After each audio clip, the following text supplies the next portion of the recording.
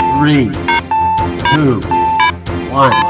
Liftoff will start in T-minus 10 seconds. 10, 9, 8, 7, 6, 5, 4, 3, 2, 1. We have ignition. Selamat pagi, Shalom Bapak Ibu sekalian dimanapun berada. Pagi ini saya berharap semua tetap semangat, sehat, belajar firman. Ya, sebelum itu mari kita tundukkan kepala, mari kita berdoa.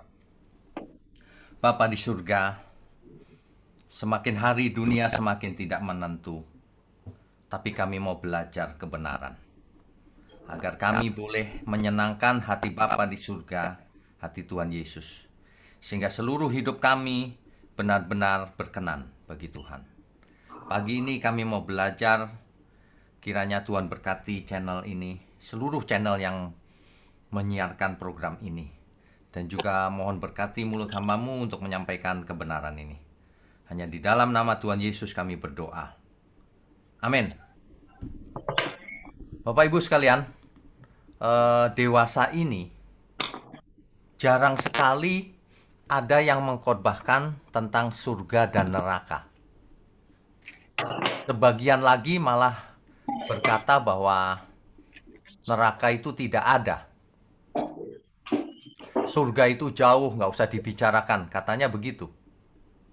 Makanya kalau Bapak Ibu perhatikan, banyak sekali pengkhotbah-pengkhotbah yang cuma melucu, standing comedy, tidak serius mengajarkan kebenaran.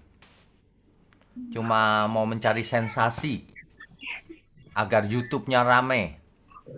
Begitu, bukan untuk meluruskan kebenaran. Ya, menghalalkan segala cara.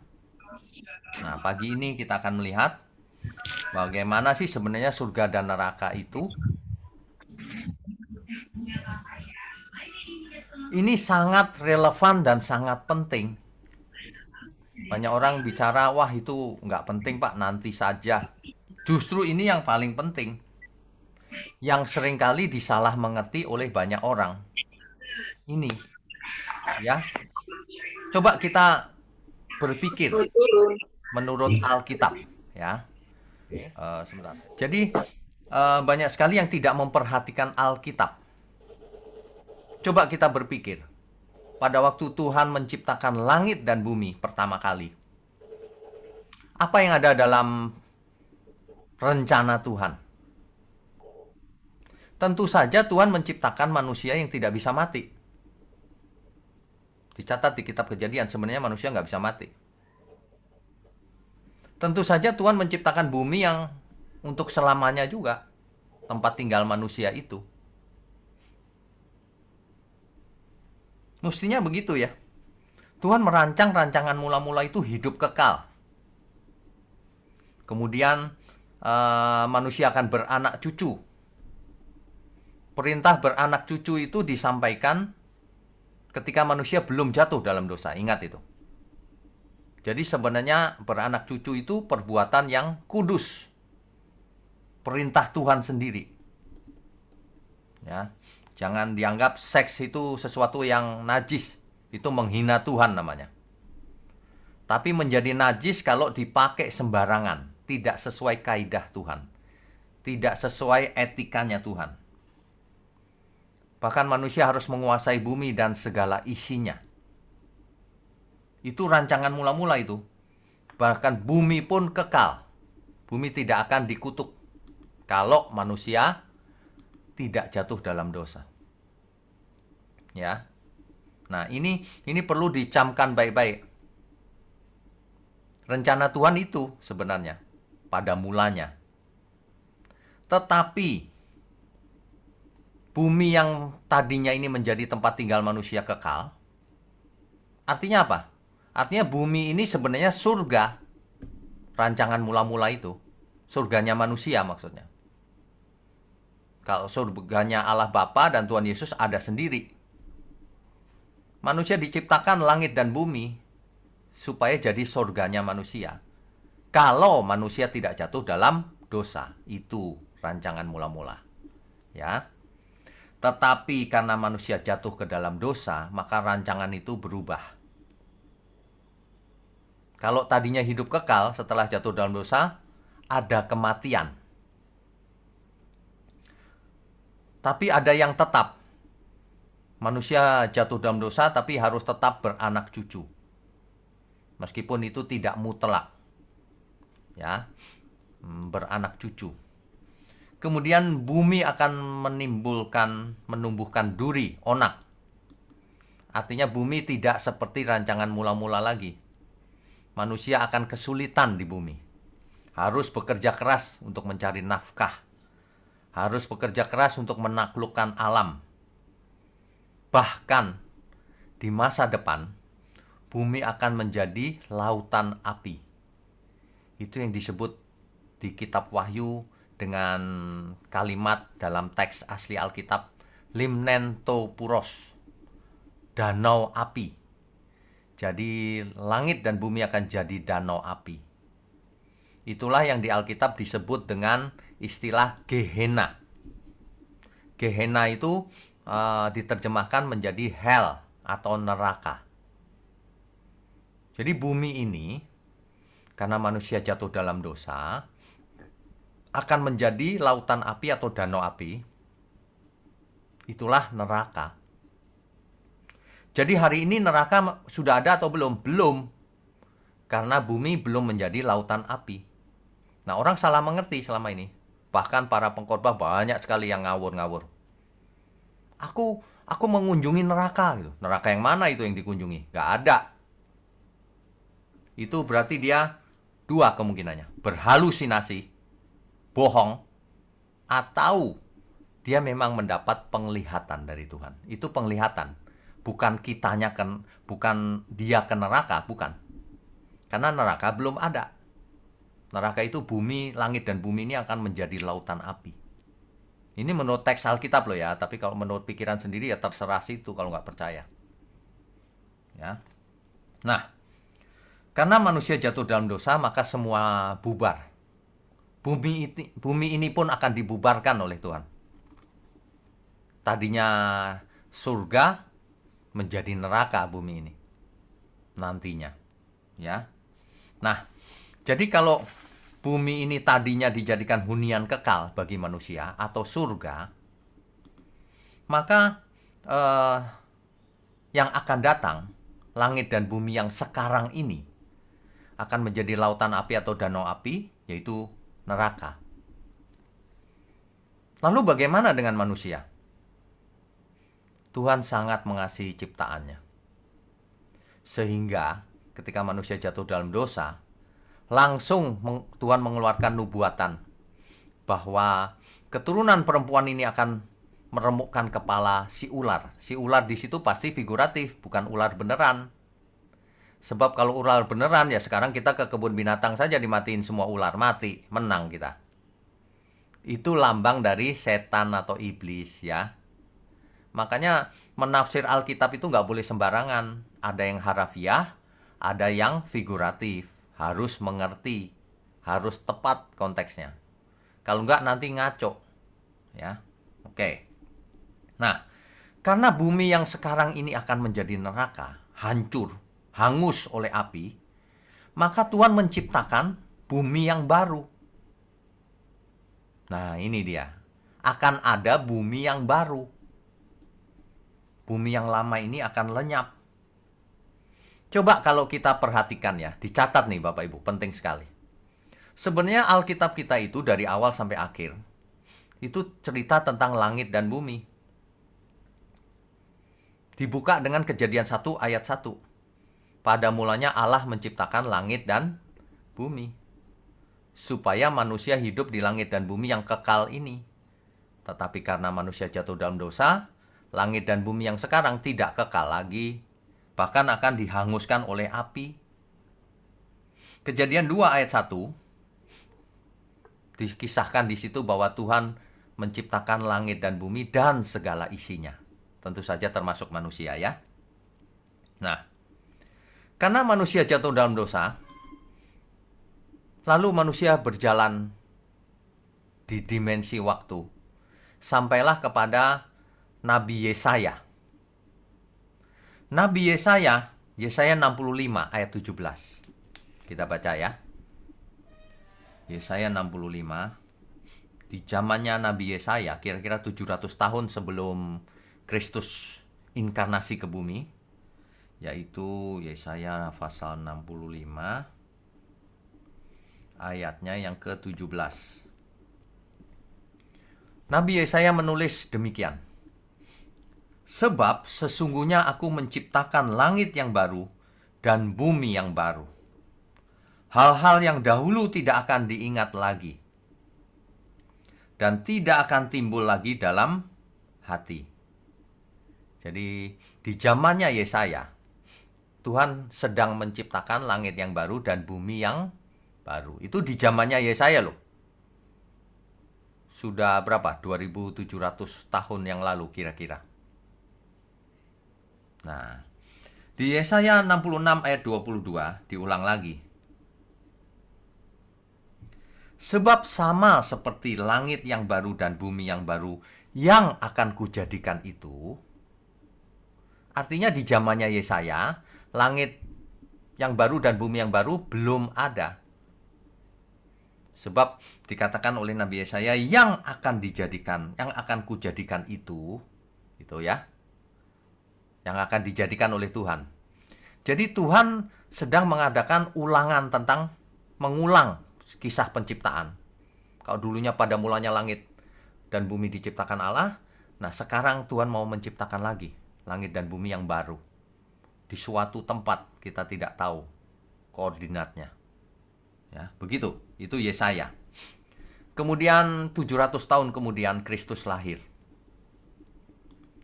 Dan lalu Rasul Petrus menulis di dalam 2 Petrus 3 ayat 13. 2 Petrus 3 ayat 13.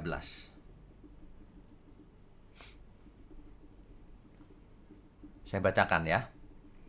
Tetapi sesuai dengan janjinya, kita menantikan langit yang baru dan bumi yang baru, di mana terdapat kebenaran. Jadi akan ada langit yang baru dan bumi yang baru. Ketika itu, Petrus menulis, sesungguhnya kita sedang menantikan langit yang baru, bumi yang baru itu. Ya. Hari ini, apakah sudah jadi? Nah, ini pertanyaannya. Kan sudah lama kisah itu. Mungkin sudah jadi hari ini.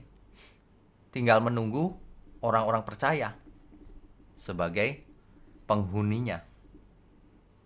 Ya, begitu ya. Di mana terdapat kebenaran. Di langit dan bumi yang sekarang ini, banyak sekali kelaliman. Di sana hanya ada kebenaran. Artinya apa? Orang-orang benar tidak bakalan sampai ke langit baru, bumi baru. Hanya orang benar yang akan sampai di sana. Itu maksudnya. Nah, Alkitab ditutup dengan kitab Wahyu, di mana Rasul Yohanes mendapatkan penglihatan di Pulau Patmos. Ia menuliskannya di kitab Wahyu. Ya. Di Wahyu, sebentar, saya bukakan dulu ya. Wahyu 21. Wahyu 21 ayat 1. Wahyu 21 ayat 1. Saya bacakan ya. Ini Rasul Petrus melihat penglihatan. Lalu aku melihat langit yang baru dan bumi yang baru. Sebab langit yang pertama dan bumi yang pertama telah berlalu, dan laut pun tidak ada lagi. Sudah lewat, sudah nggak ada lagi langit yang lama dan bumi yang lama, sudah nggak ada. Ya. Nah, perhatikan baik-baik. Alkitab dimulai dengan kitab Kejadian, penciptaan langit dan bumi yang sekarang. Di kitab Wahyu diceritakan penglihatan akan adanya langit yang baru dan bumi yang baru. Itulah tujuan kita nanti. Itulah surganya manusia yang baru. Langit dan bumi yang baru. Jelas ya semua ya. Nah, kalau orang tidak mengerti hal ini, dia akan ngarang-ngarang. Surga itu dunia roh, Pak. Neraka itu dunia roh. Nah, gitu-gitu ngarangnya. Tidak berdasarkan Alkitab. Bahkan tidak sedikit para dosen atau yang mengaku pendeta tidak mengerti hal ini. Perhatikan saja khotbahnya. Makanya mereka nggak pernah mengkhotbahkan surga dan neraka kan? Karena tidak baca Alkitab. Pengertiannya mistis semuanya. Padahal Alkitab itu nyata. Rencana Tuhan itu nyata. Ya. Lalu apa yang terjadi dengan langit dan bumi yang sekarang ini? Ya, apa yang terjadi? 2 Petrus 3 ayat 10 dan 12. 2 Petrus 3 ayat 10 dan 12. Saya bacakan ya. Bapak Ibu perlu ingat baik-baik. Alkitab itu tidak boleh ada yang diabaikan. Tidak boleh ada yang tidak mau ditolak gitu. Tidak boleh. Ini ayatnya. 2 Petrus 3 ayat 10. Tetapi hari Tuhan akan tiba seperti pencuri. Maksudnya, tidak ada yang tahu waktunya. Pada hari itu langit akan lenyap dengan gemuruh yang dahsyat. Dan unsur-unsur dunia akan hangus dalam nyala api.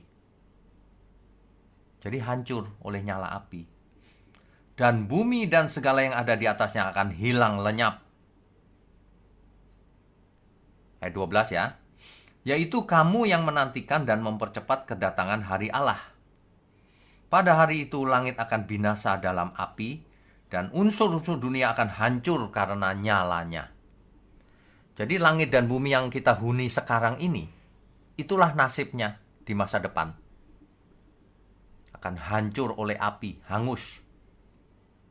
Ya, itu jelas sekali. Prinsip membaca Alkitab itu begini. Kalau ada ayat yang jelas sekali itu, pakai aja itu. Nanti ada ayat lain yang agak pakai lambang, simbol dan sebagainya. Tetap tidak mungkin menentang ayat yang ini. Artinya kita cukup mengerti begini cukup. Ya, jangan kalau nggak mengerti yang lain, asal salah satu mengerti, menerangkan topik yang sama, nah itu cukup. Ya. Nah, jadi yang sekarang ini bagaimana sebenarnya? Nanti akan hancur. Nanti. Lah sekarang bagaimana keadaannya? 2 Petrus 3 ayat 6 sampai 7. Langit dan bumi yang sekarang ini dikisahkan begini. Dan bahwa oleh air itu bumi yang dahulu telah binasa dimusnahkan oleh air bah. Dulu ada air bah membinasakan semua manusia ya. Ayat 7, tetapi oleh firman itu juga, langit dan bumi yang sekarang terpelihara dari api. Masih dipelihara dari api, nggak kena api maksudnya. Dan disimpan untuk apa? Untuk hari penghakiman dan kebinasaan orang-orang fasik. Jadi yang sekarang ini masih dipelihara dari api, nanti tunggu saatnya. Di hari penghakiman untuk siapa? Orang-orang fasik. Itu artinya ya. Ya, saya rasa itu jelas. Jadi apa yang harus kita lakukan kalau itu yang terjadi? Kita baca ayat 2 Petrus 3 ayat 11 sampai 12. Ayat 11 sampai 12. Saya bacakan ya. Jadi, jika segala sesuatu ini akan hancur secara demikian, betapa suci dan salehnya kamu harus hidup. Betapa suci dan salehnya kamu harus hidup. Itu maksudnya. Teologi yang benar, firman yang benar, akan mengarahkan manusia pada keselamatan. Ini contohnya. Kalau mau selamat dari api itu, betapa suci dan salehnya kita harus hidup. Siapa? Yaitu kamu yang menantikan dan mempercepat kedatangan hari Allah. Pada hari itu langit akan binasa dalam api dan unsur-unsur dunia akan hancur karena nyalanya. Begitu. Jadi harus demikian. Ayat 13 dan 14-nya mempertegas sekali lagi. Tetapi sesuai dengan janjinya, kita menantikan langit yang baru dan bumi yang baru di mana terdapat kebenaran. Ayat 14-nya. Sebab itu, saudara-saudaraku yang kekasih, sambil menantikan semuanya ini, kamu harus berusaha. Harus berusaha. Supaya kamu kedapatan tak bercacat dan tak bernoda di hadapannya. Dalam perdamaian dengan Dia. Jadi harus apa? Berusaha hidup saleh, suci. Ada pengajaran yang bilang kita nggak perlu berusaha, Pak. Keselamatan Tuhan yang kerjakan. Kita sudah ditentukan, yang ada yang selamat, ada yang enggak. Itu ajaran merusak pikiran orang percaya loh. Padahal firman Tuhan jelas kita harus berusaha agar hidup tak bercacat, tak bercela. Ada lagi ajaran yang mengatakan, manusia nggak bisa sempurna, Pak. Manusia. Itu ajaran benar-benar melawan firman Tuhan. Firman Tuhan bilang, kamu nggak boleh bercacat, bercela. Supaya bisa menjadi persembahan yang harum bagi Tuhan. Ini banyak sekali yang menantang Alkitab. Kita nggak bicara di luar Kristen. Orang Kristen sendiri, pengajar sendiri, pengkhotbah sendiri, melawan ayat-ayat Alkitab. Ngarang-ngarang sendiri. Nggak takut Tuhan itu. Padahal setiap saat kita bisa mati loh. Jangan sampai kau mati melawan Tuhan, binasa kau. Ya. Kalau ditanya, salahnya apa ayat ini? Nggak mau jawab, muter-muter pakai ayat lain. Itu nggak ngerti hermeneutik namanya. Apakah langit dan bumi yang sekarang ini akan dipulihkan menjadi LB3? Karena ada pengajaran seperti itu. Langit dan bumi yang sekarang inilah, Pak, yang akan jadi surga. Lah ada ayat yang bilang hangus, hancur, tidak ada lagi. Kok dipulihkan, ngarang-ngarang itu. Ayat Alkitab berani dilawan. Ada yang mengatakan begitu. Di gereja-gereja di sekeliling kita ini. Nanti bumi kita ini akan dipulihkan menjadi bumi yang baru. Itu ngarang namanya. Ada yang cerita sama saya, seorang profesor juga mengatakan demikian. Salah itu. Salah. Langit dan bumi itu hancur. Nggak direnovasi. Ya. Ada saja yang mengatakan bumi itu menjadi surga. Jangan-jangan kerjaannya kontraktor itu. Bumi mau direnovasi sama dia. Aduh. Coba kita baca Yohanes 14 ayat 2.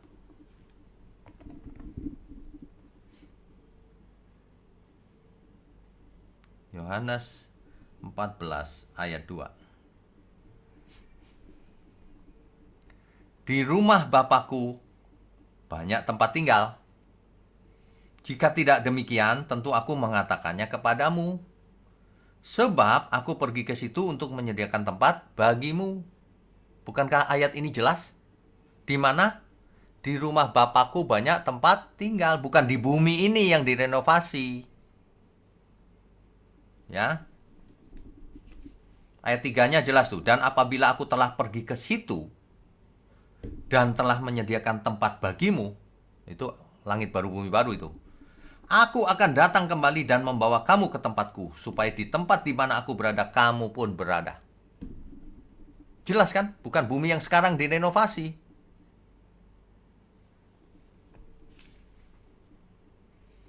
Kisah Rasul 1 ayat 11.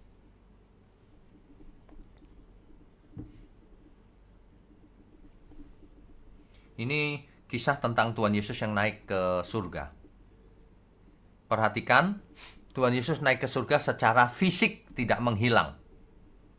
Tubuhnya tubuh yang bisa dipegang, tubuh fisik. Jangan diubah-ubah, jangan ngarang sendiri.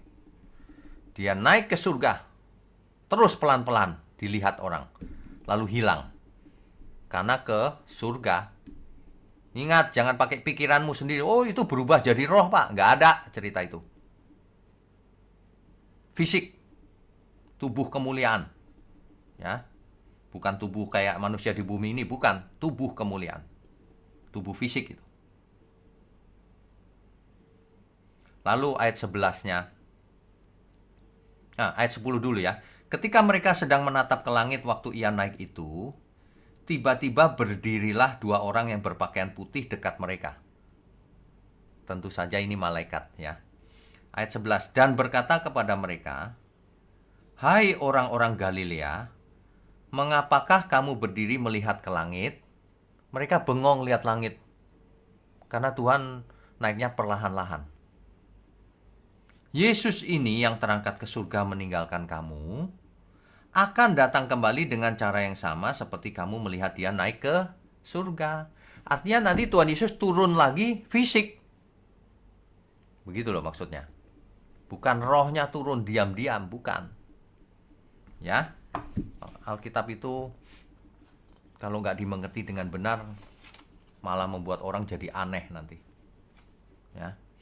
1 Tesalonika 4 ayat 16-17. 1 Tesalonika 4 ayat 16-17. Sebab pada waktu tanda diberi, yaitu pada waktu penghulu malaikat berseru dan sangkakala Allah berbunyi, maka Tuhan sendiri akan turun dari surga, dan mereka yang mati dalam Kristus akan lebih dahulu bangkit. Ingat, Tuhan turun dari surga, bukan bumi ini yang direnovasi. Ngapain turun dari surga? Untuk membawa kita. Ayat 17-nya jelas. Sesudah itu kita yang hidup. Oh, dan mereka yang mati dalam Kristus akan lebih dahulu bangkit. Jadi yang mati akan bangkit lebih dulu. Sesudah itu kita yang hidup, yang masih tinggal, akan diangkat bersama-sama dengan mereka dalam awan menyongsong Tuhan di angkasa. Akan dibawa Tuhan di angkasa secara fisik. Tapi tentu saja tubuhnya sudah diubahkan menjadi tubuh kemuliaan. Yang mati sudah dibangkitkan dengan tubuh kemuliaan. Tuhan menunggu di awan-awan. Kita menyongsong Tuhan dan bersamanya selamanya di langit baru bumi baru.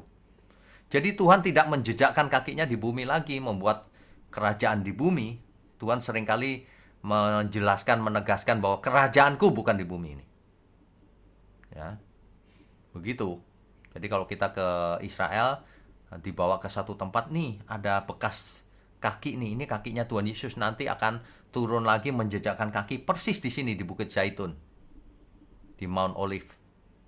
Sesungguhnya nggak demikian. Alkitab berkata lain. Ya, itu tradisi orang percaya begitu. Tapi kebenarannya nggak begitu. Karena apa? Karena bumi ini akan jadi lautan api. Untuk apa bikin kerajaan di bumi? Ya. Oke. Lalu apa yang berikutnya? 2 Petrus 3 ayat 10. Yaitu langit dan bumi yang sekarang akan lenyap. Wahyu 21 ayat 1. Yaitu langit dan bumi yang sekarang ini, yang pertama ini akan berlalu. Ini jelas. Dan ayat-ayat lain yang banyak. Jadi langit dan bumi yang sekarang ini akan hancur oleh api, menjadi neraka. Untuk manusia yang orang percaya diciptakan bumi yang baru dan langit yang baru. Itulah surganya manusia. Ya. Itulah surganya manusia. Jadi semuanya ini nyata secara fisik. Kalau langit dan bumi yang sekarang ini fisik, maka langit dan bumi yang baru juga fisik. Bukan langit dan bumi yang baru itu dunia roh, Pak. Nggak ada dunia roh. Bumi ya bumi. Ya. Kristus datang kembali secara fisik. Ingat itu kebenaran tadi yang kita baca. Kisah Rasul 1 ayat 11 tadi. Artinya kebangkitan tubuh juga fisik. Apa sih artinya kebangkitan itu? Artinya adalah hidup kembali dengan tubuh fisik. Itu artinya. Ya. Bukan rohnya yang hidup lagi. Kenapa Yesus bangkit terangkat ke surga juga secara fisik? Kita juga dibangkitkan secara fisik oleh roh yang sama yang membangkitkan Kristus. Roma 8 ayat 11.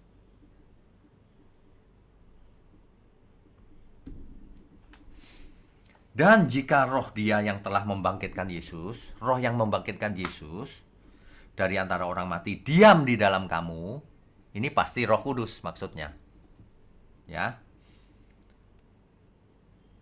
Maka ia, yaitu Roh Kudus itu, yang telah membangkitkan Kristus Yesus dari antara orang mati, akan menghidupkan juga tubuhmu yang fana itu oleh Roh-Nya yang diam di dalam kamu. Jelas ya? Jadi Tuhan dibangkitkan oleh Roh Kudus, Roh Allah, hidup lagi dengan tubuh fisik. Tubuh kemuliaan tentunya. Akhirnya menjadi tubuh kemuliaan. Nanti roh yang sama, yang sekarang tinggal dalam diri kita, Roh Kudus, akan membangkitkan kita juga. Secara fisik juga sama seperti Tuhan Yesus. Cuma Tuhan Yesus beda tentu tubuhnya. Kemuliaannya beda. Ia Tuhan. Jelas ya? Tapi fisik, bukan roh. Ada banyak ayat-ayat lain. Coba kita baca 1 Korintus 15 ayat 20. 1 Korintus 15 ayat 20. Tetapi yang benar ialah bahwa Kristus telah dibangkitkan dari antara orang mati. Bangkitnya secara fisik atau roh? Fisik. Sebagai yang sulung dari orang-orang yang telah meninggal. Apa maksudnya sebagai yang sulung? Yang pertama bangkit dan tidak pernah mati lagi. Sebab sebelum Kristus banyak yang bangkit. Ada Lazarus, ada macam-macam. Tapi mati lagi mereka. Nah, yang bangkit satu-satunya nggak pernah mati lagi, Tuhan Yesus. Menjadi yang sulung. Dan kita menjadi seperti dia. Akan dibangkitkan sama caranya. Jelas ya Bapak Ibu ya? Kalau kebenaran itu harus semua ayat itu saling mendukung, saling melengkapi, saling menjelaskan. Kalau ada ayat-ayat yang bertentangan, artinya dia tidak bisa menjelaskan hal itu. Salah tafsir Alkitabnya. Banyak orang berpikiran kebangkitan itu roh. Jangan seperti orang Saduki yang tidak percaya adanya kebangkitan tubuh. Ya, orang Saduki nggak percaya tuh. Kalau orang Farisi percaya ada kebangkitan. Kebangkitan tuh maksudnya ya hidup lagi dengan tubuh lagi gitu.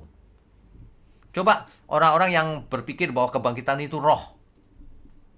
Jadi kalau orang mati lalu rohnya bangkit gitu keluar dari tubuh. Itu bukan kebangkitan, itu bukan bangkit, bukan hidup lagi. Itu mati masih. Sebab tubuh tanpa roh itu mati. Demikian juga roh tanpa tubuh sama aja. Itu roh. Atau hantu bahkan. Ya. Jadi kalau orang mati rohnya memang keluar dari tubuh, tapi bukan itu kebangkitan. Kenapa? Karena nanti ketika Tuhan Yesus datang barulah terjadi kebangkitan. Padahal roh sudah keluar dari tubuh. Apakah rohnya mati? Enggak. Ini kebenaran ini nggak bisa disangkal loh oleh siapapun. Kalau orang sering membuat teori sendiri, dia nggak mengerti. Dia mengabaikan ayat-ayat ini berarti. Ya. Nanti roh itu akan diberi tubuh baru, tubuh fisik. Setelah Tuhan Yesus datang, pada waktu Tuhan Yesus datang. Itulah kebangkitan tubuh. Itulah yang dimaksud kebangkitan daging. Banyak orang mengaku punya pengakuan iman rasuli tapi nggak percaya kebangkitan daging. Padahal di situ aku percaya kepada kebangkitan daging. Ya. Makanya jangan pakai pikiran sendiri. Makanya Paulus sangat berharap kebangkitan itu. Jadi, langit yang baru dan bumi yang baru atau surganya manusia itu dunia fisik, ya. Demikian juga dengan neraka, itu fisik nerakanya manusia itu. Langit dan bumi yang sekarang akan menjadi lautan api atau Gehenna atau neraka. Orang fasik juga dibangkitkan. Banyak orang merasa nggak apa-apa nanti setelah mati urusan belakangan. Sebab mereka berpikir setelah mati manusia nggak punya rasa sakit. Bahkan hilang ingatan. Jadi mau masuk neraka mau apapun mereka nggak takut. Hari ini saya mau ingatkan. Semua orang dibangkitkan bagi orang benar maupun orang yang tidak benar. Semua orang mengalami kebangkitan. Tapi orang benar akan menyongsong Tuhan di awan-awan. Dimuliakan bersama Tuhan selamanya di langit baru bumi baru. Orang fasik akan dibangkitkan juga. Tapi untuk ditinggal di bumi yang jadi lautan api. Coba Kisah 24 ayat 15. Kisah para Rasul ayat 24 ayat 15. Aku menaruh pengharapan kepada Allah sama seperti mereka juga, bahwa akan ada kebangkitan semua orang mati, baik orang-orang yang benar maupun orang-orang yang tidak benar. Jelas ya? Alkitab tidak boleh dilawan loh ayatnya. Ada orang-orang yang melawan tuh. Nggak takut binasa dia. Nah, orang fasik yang dibangkitkan ini akan dilempar ke dalam lautan api. Artinya ditinggal di bumi yang jadi lautan api ini. Begitu ya. Bapak Ibu, saya mau gambarkan sketsanya supaya lebih jelas ya.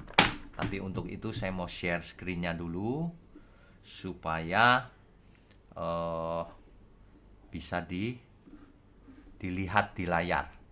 Sebentar ya, saya share dulu.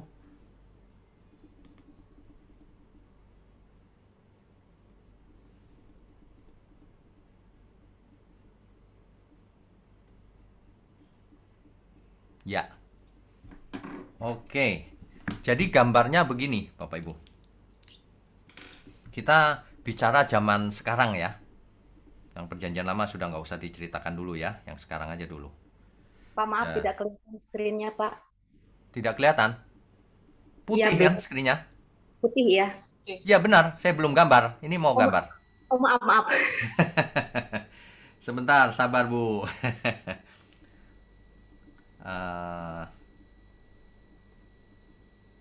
Oke, ini bisa dilihat nggak? Bisa ya? Bisa, Pak, bisa. Bisa ya? Gambar pan. Oke. Ini baru gambarnya, Bu. Sebentar ya. Nah, jika manusia mati hari ini gambar nisan, ya, maka rohnya akan keluar dari tubuhnya.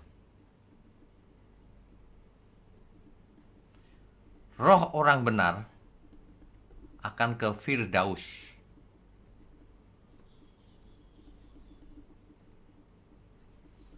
Firdaus itulah yang disebut dengan pangkuan Abraham. Sama.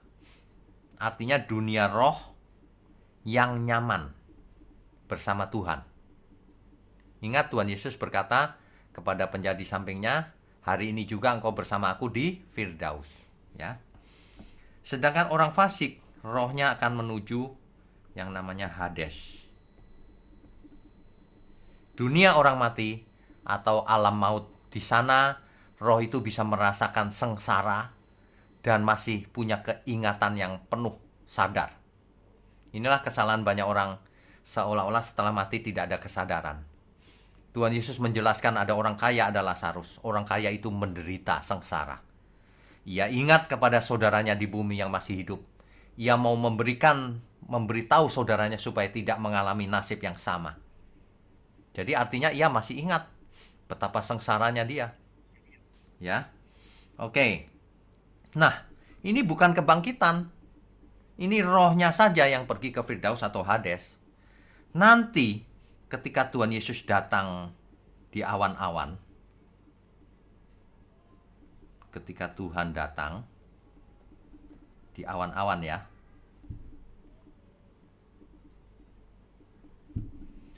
roh-roh inilah yang dibangkitkan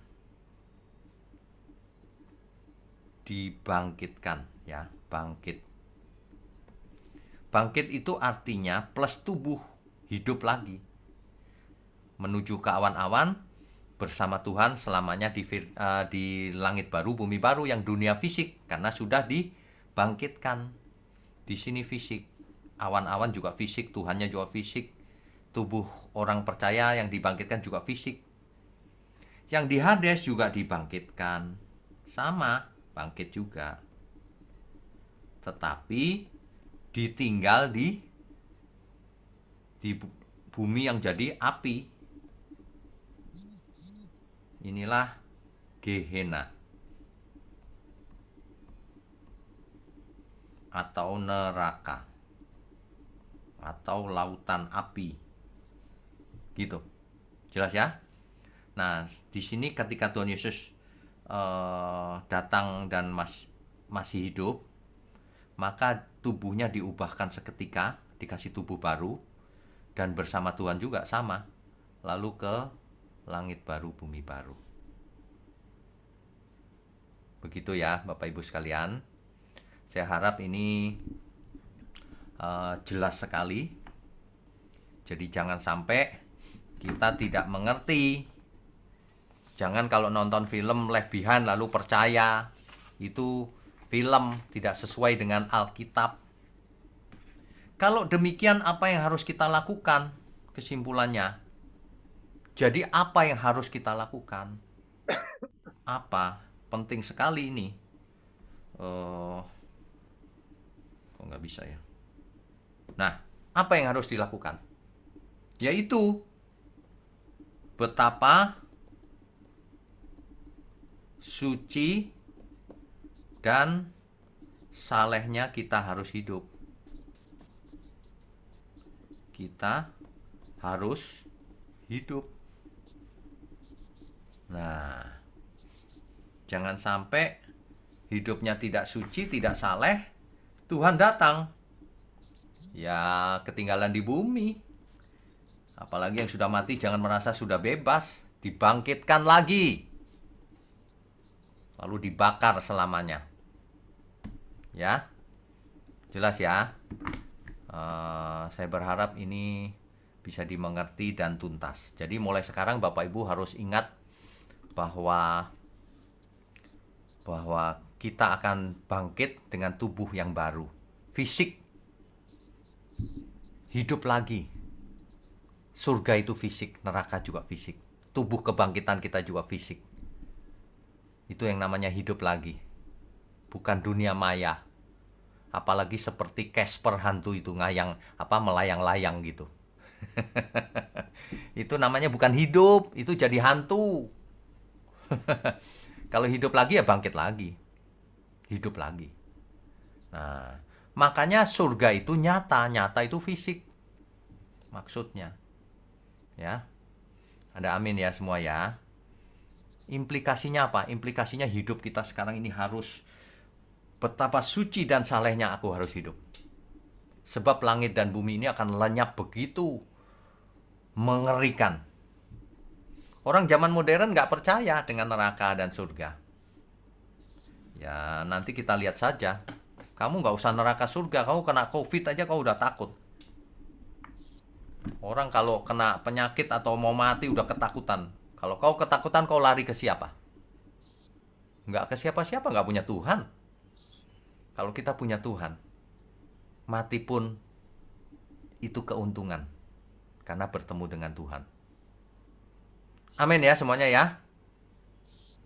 Amin.